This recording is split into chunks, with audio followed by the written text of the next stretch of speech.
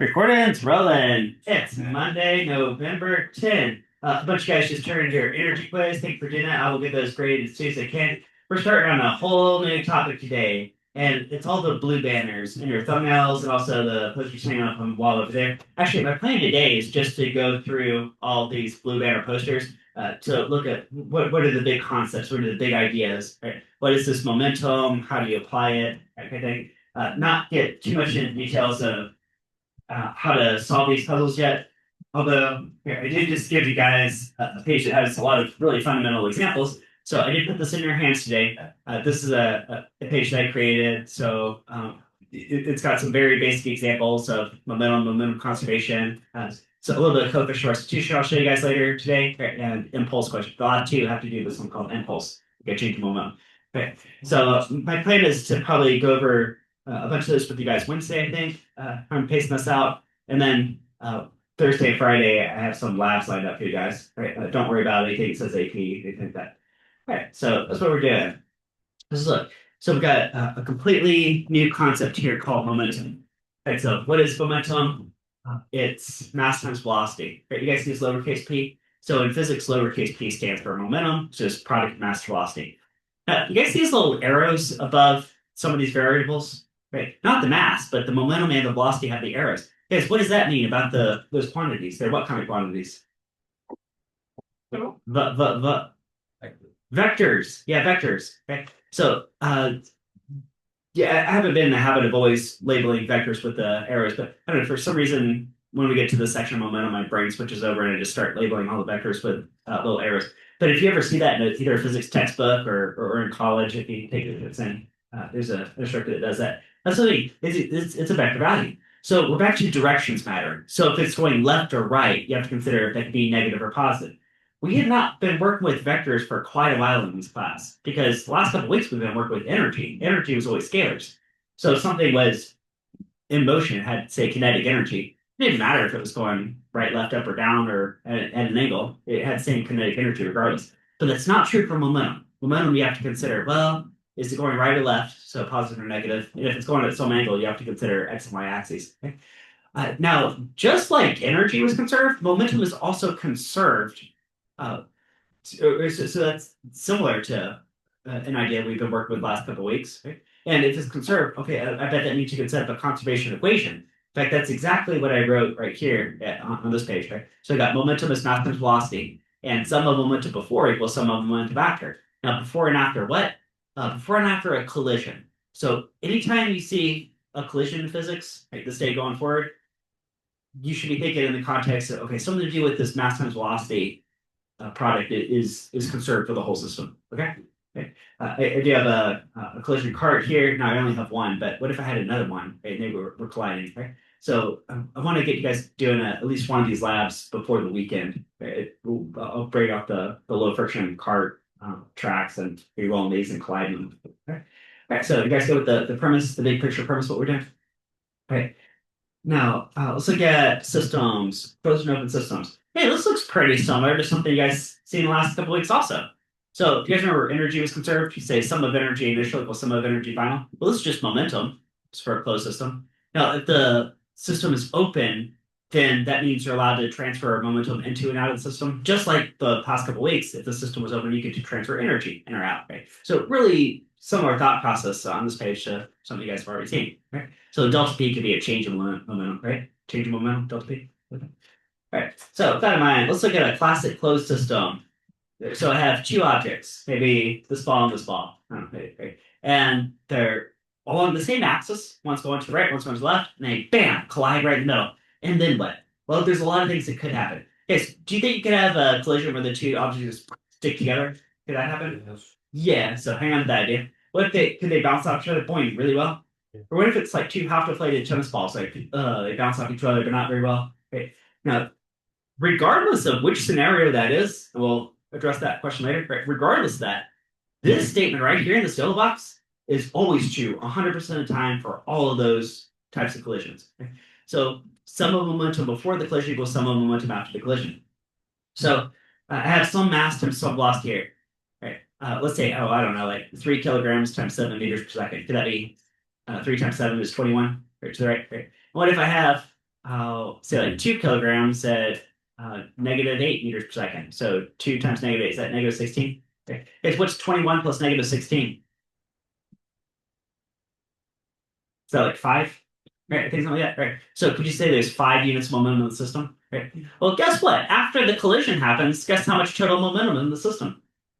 Still 5 units. Right? So that's exactly what this says. It says if I added all the mass times velocity bits before and all the mass times velocity bits after that collision, it has to equate. It has to be the same thing. Right? Uh, Keeping in mind that it's all vector values, so left and right can be negative versus positive. Hey, what about this? Guys, what if I had a large object moving slowly to the right and a small object moving quickly to the left? What if I have, throw some numbers at it, like 22 units to the right and 22 units to the left? How many total units of momentum would be in that system? 0. 0. If you have 0 momentum when things are on move, yeah, because opposite directions, it all cancels out. Right? So then after the collision, would there still be 0 momentum in the system? There would be. Maybe you have negative to the left and positive to the right, but the total momentum would still have to be 0. Is it? Okay. Yeah, well, I'll jump into numerical examples probably Wednesday, I'm thinking, but I just want to plant the big ideas today. Say, okay, are you guys go to that big picture idea that momentum is conserved during collisions? Right? Keep in mind, too, we're just looking at one axis right here. Later on today, maybe I'll expand it to 2 axes, but okay. Okay, now, I was saying you could have different kind of collisions, and this right here, perfectly inelastic, is one extreme boundary condition you could have, where the 2 objects just collide and stick together. Okay? So this might be like 2 balls of clay that stick together. Later on today, you'll see like what if you fire a bullet into a block of wood, right? They would stick together. See different stories you could attach to this, but look at this momentum conservation equation. So okay, I have mass times velocity this guy to the right, mass times velocity this guy to the left in this case, okay? And then hey, post collision, look at that! Don't they make one giant mass that moves at some common final velocity? You guys see exactly how it works? Okay. Now, if I go back a page and compare with this one, here's the general conservation of momentum. You see how these start off exactly the same? They start off exactly the same. But post-collision, well, in a general case, maybe they sort of bounce off each other. But in a perfectly inelastic case, they stick together. That's exactly what this says. They got one giant mass, they get some common final velocity. Is that right? Okay, so yeah, so if you know enough numbers, maybe you could solve for something. Okay. Oh, at the other extreme is boundary condition. The other extreme kind of collision you could have is called perfectly elastic. And so this is perfectly bouncy, perfectly bouncy. Let me show you guys some examples of these. So, here, I got some balls here. So, actually, I should go back to this one. Let's flip back to perfectly inelastic just for a moment. You guys see this black ball? Watch this. That didn't bounce at all. Would that be called perfectly inelastic? So you're looking at that right there, right? Versus what's something that's more like perfectly elastic? Well, I'll get one's pretty close. Right? Look at this really nice bouncy ball. Boing, boing, boing, boing, boing. Okay, so if that was perfectly elastic, could that just bounce up and down for the next 1,000 years? Okay, it never stop bouncing. And I'll show you guys another example of perfectly elastic, or I mean, something's pretty close, probably as close as you can reasonably get. Okay, is Newton's cradle. Look at this. Look at that. Because right now you're looking at conservation of momentum, but also conservation of energy too. Isn't that true? Right? Which is actually the other condition here I got for this. And if I just narrow this down to exactly 2 balls, so maybe it's even more obvious. All right, watch this.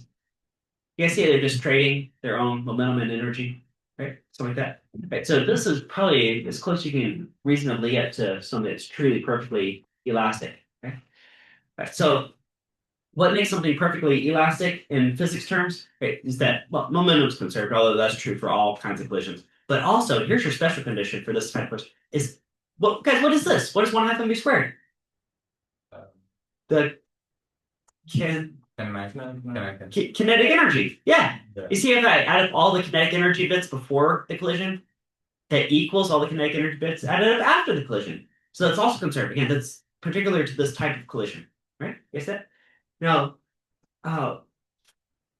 there is a result to the system of equations. So I have a system of equations in the screen box, so 2 equations. Okay? Once you have enough information, you can solve for exactly how they're going to bounce off each other. And the answer is in this gold box down here. So I have the post-collision velocity of one of the objects, say, call it object A, right? And it works out to exactly this funny looking fraction. Now, I'm not going to expect you to memorize this, but you might have to apply it at some point. If you ever see in the premise that there is a perfectly elastic collision, then yes, momentum is conserved, that's true for all collisions, but also kinetic energy is conserved. And this gold box tells you the post-collision velocity of one of them every single time. So it's sort of a pretty soft rate. Right? Now, I should tell you guys too that if you take physics in college, probably a lot of you guys are going to, that this equation in this gold box is, or at least for me, it's been really hard to find. Like, can I easily find this on the internet? No, for some reason. Do you easily find this in textbooks? No. I forget where I found this originally, but I mean, you can also prove it anyway. But it takes a lot of paper to prove this in terms of variables. Okay? So, I mean, if you take a physics class that was anything like I took it back in, a long time ago in college, they would tell you perfectly elastic and then give you just enough information where you could solve it. But to solve this out by hand on paper takes several sheets of paper. So it takes a long, long, long time. Right? But if you hold on to your notes from high school when you're looking at them right now, then this will save you a bunch of paper and a bunch of time. Okay? Because it's been pre-solved for you. It tells you exactly how they're going to collide off each other. Okay? And of course, we'll do some examples. So I think I got somewhere here. I think it's number 7 on this page. Is a perfectly elastic. Yeah, head on perfectly elastically. All right, so in time we'll get to practice some of this. All right, so here's a broader picture of like a spectrum of types of collisions. Okay? So at one extreme you have perfectly elastic, that's like perfectly bouncy. We're just looking at. On the other end, we have perfectly inelastic, and I'll address explosion here in a minute too. Right? Here's a picture of what's going on. Right. What's going on in terms of momentum in this column and in terms of kinetic energy in this column. Right? I should point out too, you guys know kinetic energy is 1/2 mv squared. Momentum is mass times velocity. Do you guys notice that these are different ideas? And one's a scalar, and one's a vector, and they got different formulas. Do you guys notice that they have the same ingredients? They both involve mass m, and but some do with speed or velocity v. You guys notice that? Right? Huh. So if something has a kinetic energy, it would have a momentum, and vice versa. Right? You could calculate them. Right? All right. So let's look at the big picture. Now, every single one of these scenarios, different kinds of collisions going on. Guys, is momentum conserved every single time? Yeah. Actually, this column we just copy pasted all the way down because it's identical. But it's a different story in terms of energy. So let's look in terms of energy. Now, if it is perfectly elastic, again, this could be Newton's cradle, like the boing, boing, boing, boing, like perfectly bouncy. Kinetic energy is also conserved. That's what makes it perfectly elastic. Okay? In a general case, interestingly, the kinetic energy goes down, and anytime the objects stick together like perfectly not inelastic, I can guarantee you that that is always the case. If you say, what's the kinetic energy before the collision? Add up all the 1/2 mv squared bits. And then after the collision, add up all the 1/2 mv squared bits. Okay? You always get less after than you started with. Okay? Because would that energy just disappear from the universe? No, right? That would violate conservation of energy, right? Take a guess. Where do you think it could reasonably go? Friction. Yeah, okay, yeah. Frictional loss is always a pretty good answer, right? How about thermal energy? What if two objects collide and stick together and you measure their temperatures? Do you think temperature goes up a little bit? Yeah. I think next semester we'll address more how do you quantify energy to thermal. It's like MC delta T. How about hey guys, what if these are two balls of clay and they stick together? Do you think those balls of clay would like permanently deform? Permanently deform? Can you guys see that? Would it take some work, some force times distance type work to squish that clay? Yeah, actually, that's another common explanation for where does the energy go for this type of collision is what's called permanent deformation. Right? I mean, that wasn't true for Newton's cradle. Newton's cradle, those balls were boing, boing, boing, right, maintaining their shape. But that's not true for two balls of clay, right? I see that too? Okay. All right. And then how about this last row, explosion? Well, explosion turns out is just the exact reverse of a perfectly inelastic collision. Okay? And you can see that if you video this and ran the video backwards. Because guys, if two objects collide, watch this, two objects collide and stick together and move on. Now we stick together. What if I reverse that video? Does that look like an explosion? You got one object that pow explodes into two. Is that right? Or vice versa, if you filmed a grenade exploding, pow, and then ran that in reverse, it would look like a collision. Yeah, like a perfectly inelastic collision. So these two are actually just the reverse of each other. Momentum is still conserved. Hold on to that idea. That's going to be important. Even towards the end of these posters, I got some ideas coming up. But look what happens to kinetic energy, guys. For an explosion, you'll always see an increase in kinetic energy. Again, does that energy is it just created from nowhere? No. No, it comes from somewhere. If you have a grenade, do you think that energy was initially stored in the chemical bonds inside the grenade, maybe some gunpowder or whatever they're using to, right? And then, okay, that chemical type energy turns into mechanical energy, energy in motion. Okay, so that's why there's this increase in kinetic energy, right? And you could go back and forth on these, and then, yeah, right. That's why these are exactly opposite of each other. They're perfectly honest for the explosion. And so there you go, different types of collisions.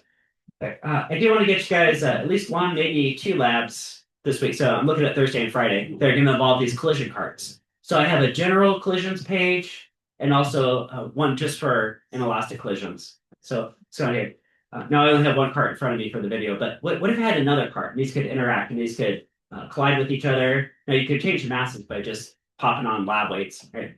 Did you guys remember? Does anybody remember one empty cart? How much mass this is? Or not kilograms, grams, right? Yes, like 500 grams, right, or half a kilogram. So if I stack on 1 kilogram, ooh, I just tripled the mass right there. Right, and so you can have carts that bounce off each other. They got little magnets on them. They go like bounce off each other. Right, or later on for the one that says perfectly inelastic, what I'll do is I will take some of these bar magnets and I'll put masking tape and tape them on here. Put some paper towels so they'll stick together. Right. So different kinds of collisions that you can make. So be ready to fill both of those if you want to eventually. Oh, and what you're trying to do is keep track of all this data, and with these empirical measurements, you're able to test some of these ideas that I've been going over today. So you got the mass of each cart, cart A and cart B, got mass in kilograms. Oh, look, guys, it's 4 different velocity values. There's 2 pre-collision velocities and 2 post-collision velocities. So okay, that's a lot of stuff to keep track of.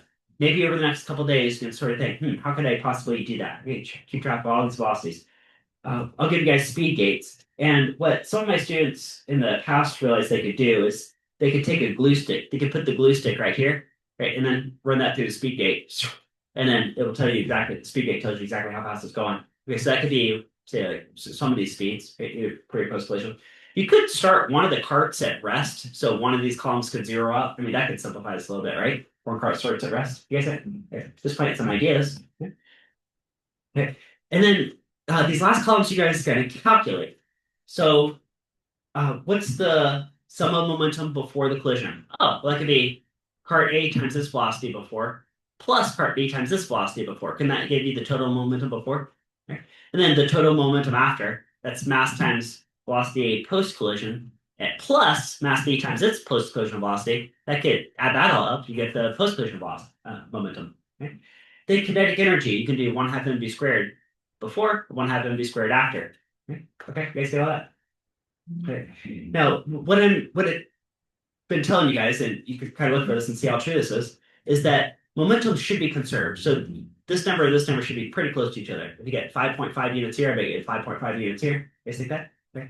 But as for kinetic energy, what should you see generally? The kinetic energy should generally do what? Yeah. Should decrease post collision, right? Unless it was really bouncy, and then maybe it's pretty close to the same. Maybe you get like 10 joules and 10 joules, or 10 and 9.5 or something. Okay. Okay. Okay. Now for inelastic collision, where they stick together and roll on, in that case, what should happen to the post collision kinetic energy every time?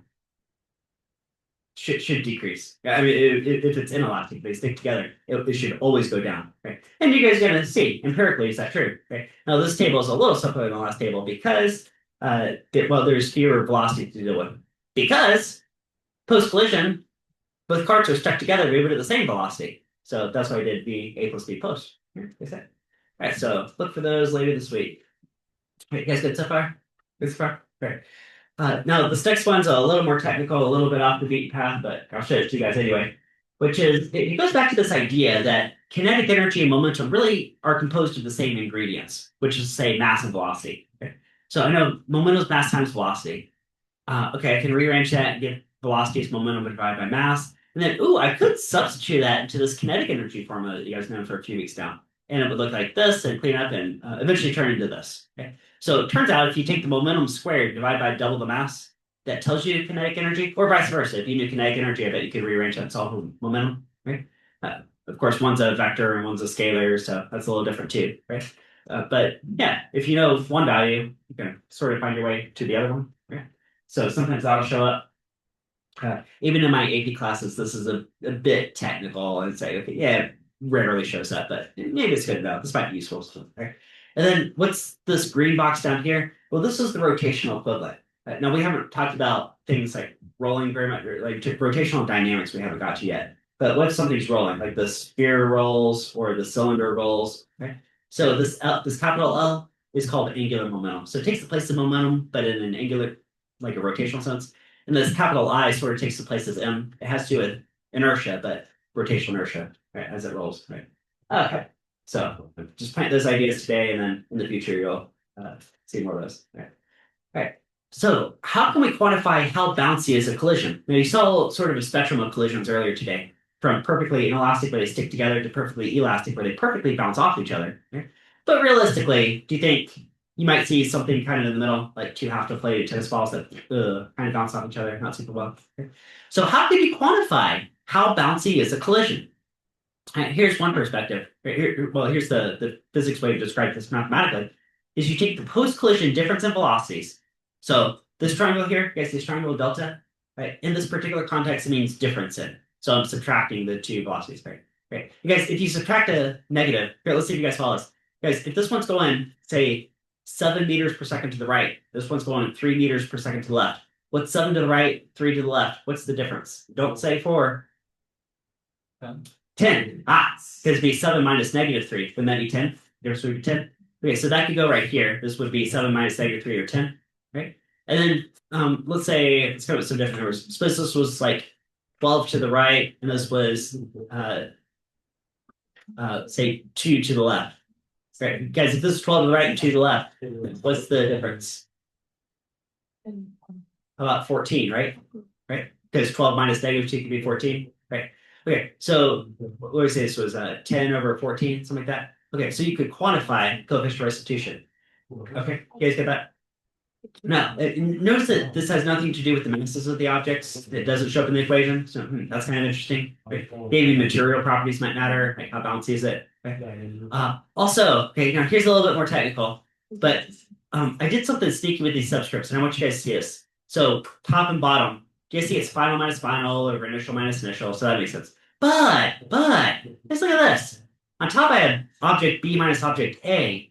On the bottom I have A minus B. Do you guys see that? Right. And the reason for that is that if you did not reverse them, if you did like straight up B minus A over B minus A, this number would always come out to be negative.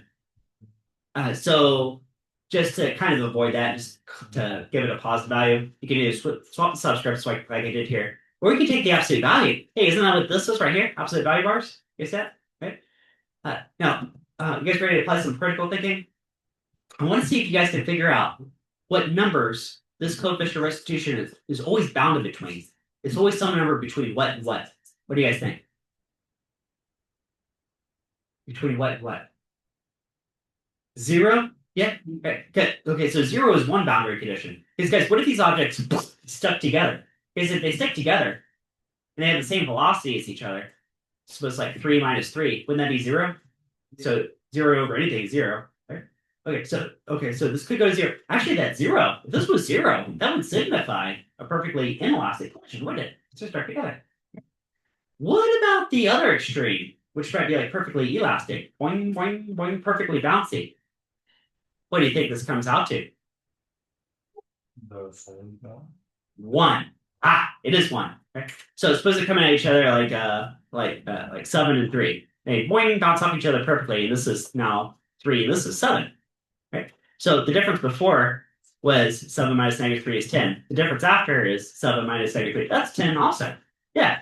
So 10 over 10 would be 1. Right, you guys get that? Right. Okay. So coefficient of restitution is always bounded between 0 and 1. Now, here, I'll give you guys a different perspective on this. That's going to lead into a lab I'll eventually have you guys do. Probably next week, but anyway, you guys do it. So how bouncy is a ball off a tile floor? Hey, we have a tile floor right beneath us. And I have a bag of all different kind of balls. I mean, there's one here. There's, well, I had some other ones. I have a bag of tennis balls. I have to play the tennis balls. Okay. So how bouncy are all these balls off the floor? So the two objects that are colliding would be the ball versus the entire Earth. You guys get that? Which is a really special case. Because, guys, if you bounce a ball off the floor of the Earth, does the Earth really move? No, not in any significant way. Right. So we're going to call the speed of the Earth zero. So one object is just locked in at zero velocity, right, relative to the ball. Right. So what that also means is that the difference in velocities of the two objects, say the ball and the Earth, is the velocity of the ball, right? Because anything minus zero is just that number. You guys get that? Right? So when this ball bounces off the tile floor, but boing, I want to know what's the post-collision difference of velocities, which say what's the rebound speed of the ball, compared to the pre-collision difference of velocities, let's say the crash speed of the ball. Hey, do you guys know a way to get the crash speed based on a drop height? Is that the Galileo question from 2 weeks ago? Right? Was the answer square root 2gh? Do you guys remember that? Right? So square root 2gh, h being the drop height, that results in the crash speed. Right? You can prove this out of conservation of energy, but we've been doing that for weeks. Right? Or I guess you could go back to this third kinematic formula. It'll also tell you the same thing. Right? You guys remember that too? All the same thing. Okay. Well, how about this rebound speed? Could you get that off the rebound height and it's also square root 2gh, you guys think? It's by symmetry. It's got to be, right? Okay. Hey, suppose you drop a tennis ball, I don't know, 100 centimeters from the floor. Right? Guys, what do you think is the highest it could possibly rebound? 100 centimeters. I mean, as long as you drop it, as long as you don't throw it, that'll be true, right? Actually, if it did rebound to the same height as you dropped it, wouldn't that be perfectly elastic? Right? And then they could just bounce like 1,000 years, so boing, boing, boing, boing, right? Like that. More realistically, do you guys think this might rebound to, I don't know, like 65 centimeters or something like that? Right? If you had a meter stick, I bet you could measure these heights. Right? And then if you want to quantify how bouncy is that tennis ball off this tile floor, that's a coefficient restitution question. That's the ratio of these two speeds, which you can express in terms of the square roots of their heights. Because if you take the ratio of these square roots, what cancels out? The g, and also this 2, the 2g. This what? And you end up with the square root of the ratio of the heights, which is exactly what this is. You see that? Right? And so that'll be a lab sometime next couple weeks. Right? You guys be able to do that? Here's quite the big ideas today. And there's a nice lab table right there, right for that scenario. There's a lab table. All right. Ooh, I wonder what this graph is going to look like. Find out. Okay.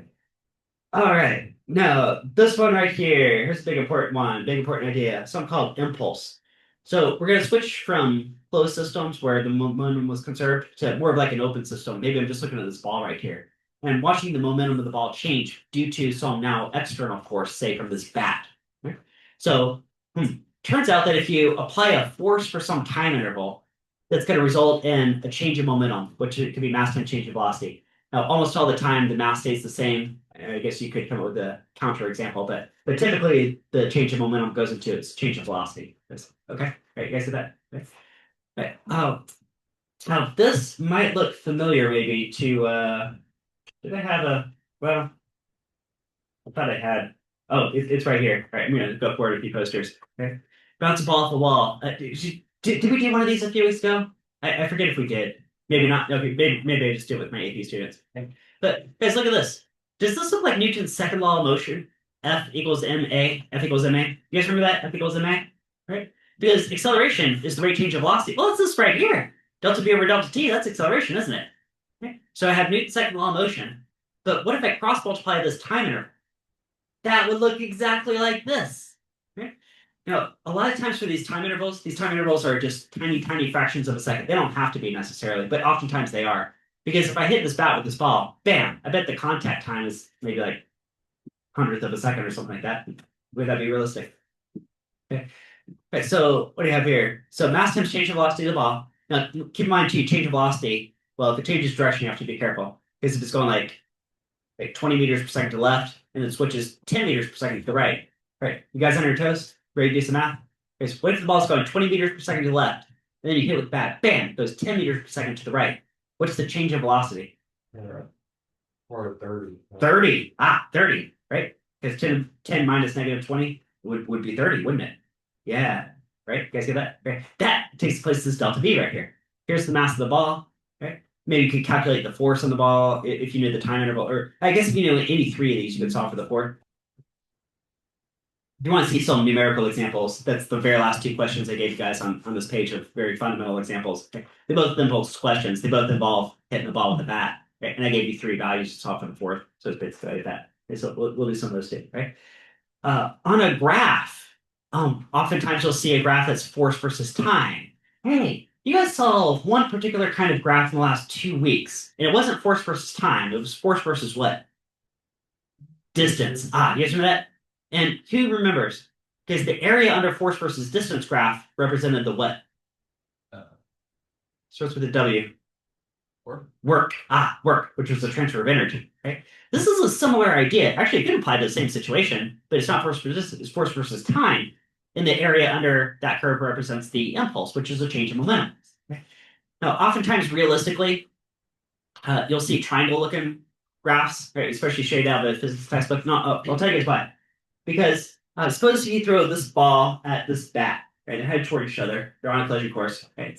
And you film this with a slow motion camera. Guys, slow motion. Do you think what happens is the ball starts to make contact with the bat, and then like the next frame it's pushing harder, the bat and ball push harder against each other, right? And then maybe a frame or two later, now there's like a maximum compression, and then the ball starts to be pushed the other way, and then finally breaks contact with the bat, right? And that might take place over again like 100th of a second or something crazy like that, right?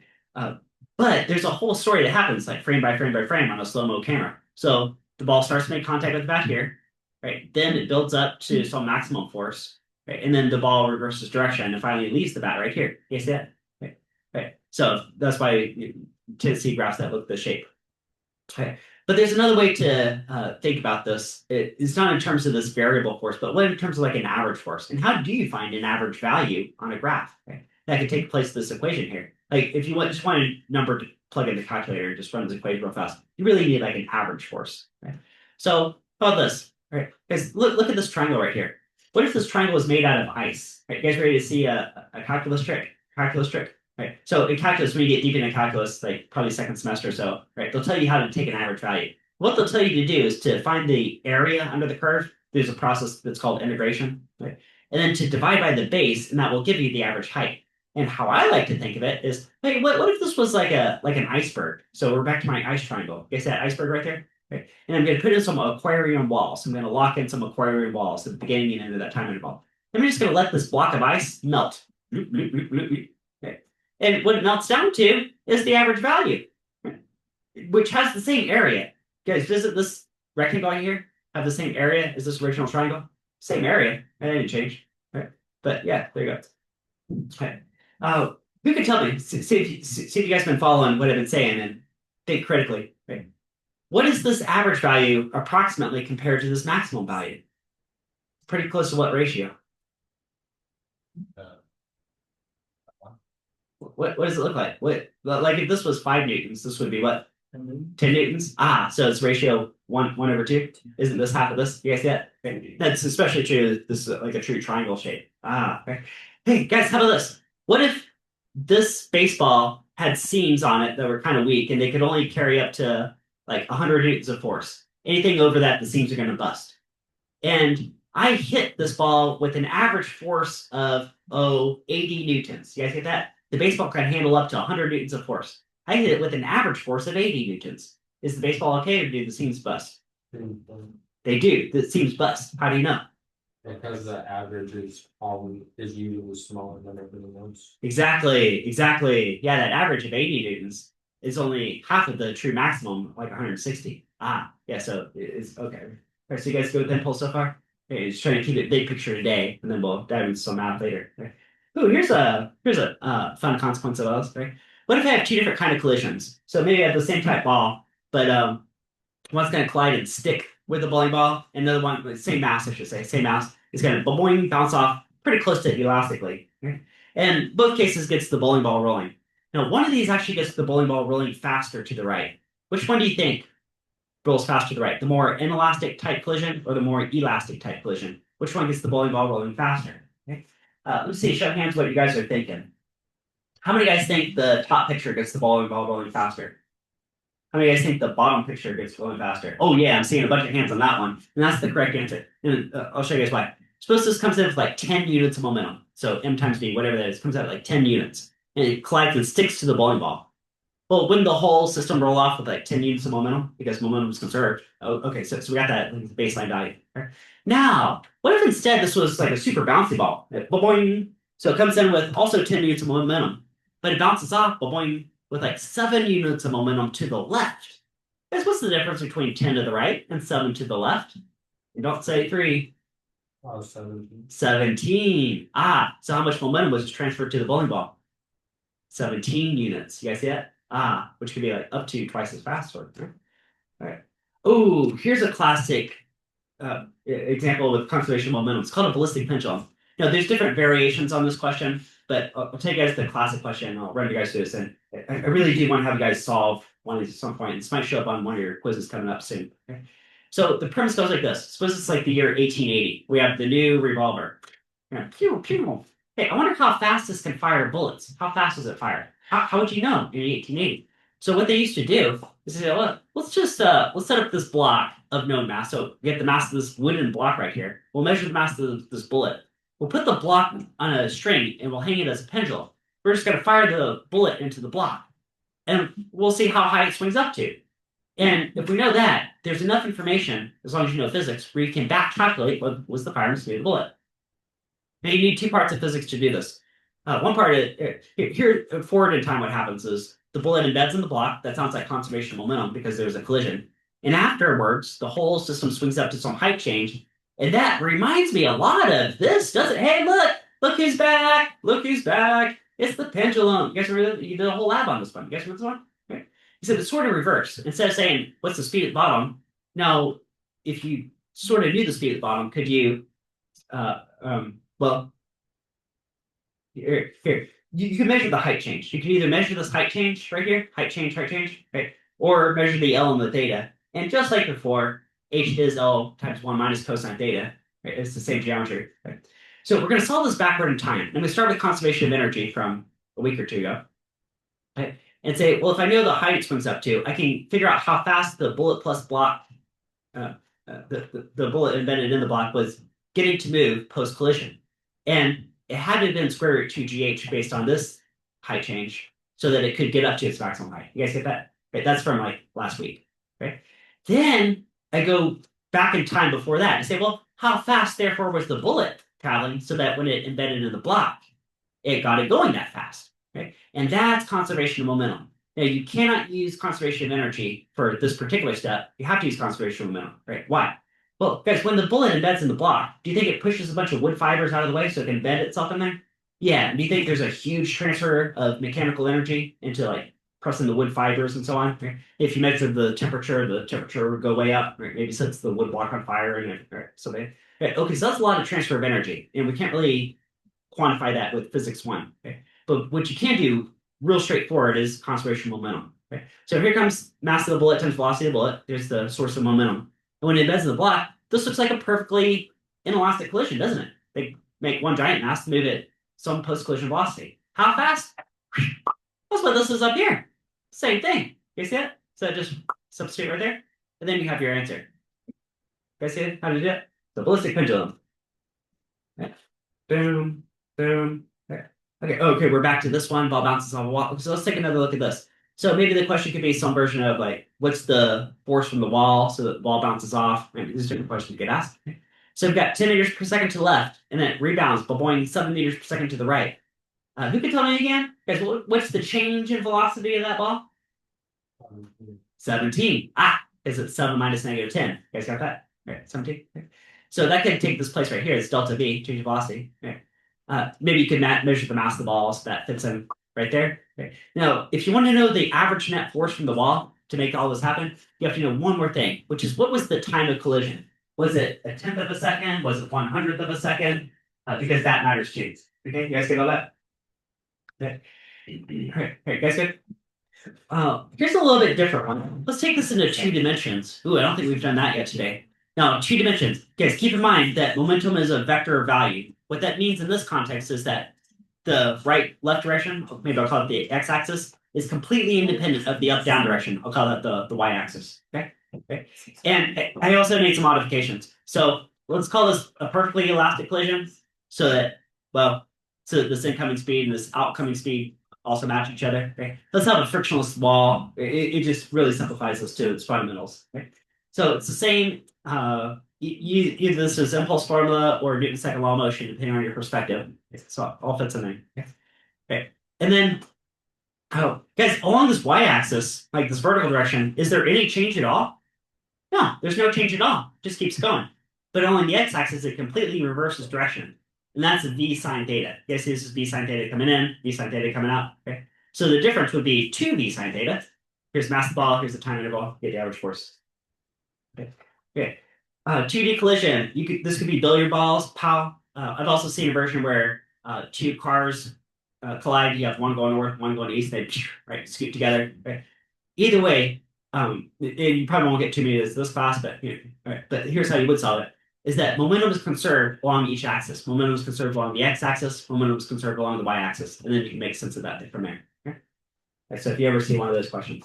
Okay, just got a few posters left and then a video demo for you guys. Okay, and these all kind of go together. Actually, these last 4 are all related to looking at the center of mass of the system. So I got to review with you guys what is center mass. You guys remember center mass is like a weighted average of the mass location? So you do mass times location, you add it all up, then divide by sum of masses. It gives you the average location. It's called center mass. Here's what it looks like for 2 objects. Okay, you guys remember that? Center mass? Right. Right. Now, how does that apply to these collisions? So suppose we're out in deep space. We got 2 asteroids that collide. Right? And you guys see this X right here? Maybe that represents the center mass of the system. Right? Now, interestingly, if you focus not on either asteroid individually, but on the 2 asteroid system, and you just focus on the center mass of that 2 asteroid system, you will never know where or when that collision ever happened, because it just keeps on going. Just keeps on going. Right? You never even know when the collision happened. The collision does not change the center mass of that closed system. Right? That's also true for any kind of collision, elastic, inelastic, anything in the middle. That's true in 1 dimension here, which we're mostly focusing on today, but also 2 dimensions and 3 dimensions. Right? That's always true. Right? Is that the center mass does not, the center mass is not affected by any kind of collision. Okay? That's also true for like explosions, or in this case, this guy throwing a snowball. This guy throws a snowball to the right. He gets kicked back the other way so snowball to the left. He gets kicked back to the right. Yes, yeah. Now, if everybody started at rest, the guy plus the snowball started at rest, do you think the mass times the velocity of the snowball to the left matches mass times velocity of the skater to the right? Yeah, of course, we're on a frictionless surface that, hence the icy pond, right? Okay, and finally, let's take the same concept into 2 dimensions. So here's a classic question. I tell my AP students to look out for this question because AP likes to ask this about every year. Okay? Is what if you have a grenade flying through the air and explodes midair? You guys, if this explodes into like a million parts, and you just focus on not any individual part, but the center mass of the parts, does the center mass just keep on going and land exactly where the grenade would have landed had it never exploded? Yep. Right. Or what if more simply explodes into 2 parts? Actually, I think I asked you that question right here. It's number 6. Yeah, this shows up as number 6 right here. Into 2 parts. One part flies way forward to where grenade itself would have landed otherwise. Right? You think one plane, the other piece lands kind of way behind, maybe even back closer to the person that threw it. Okay, so they got.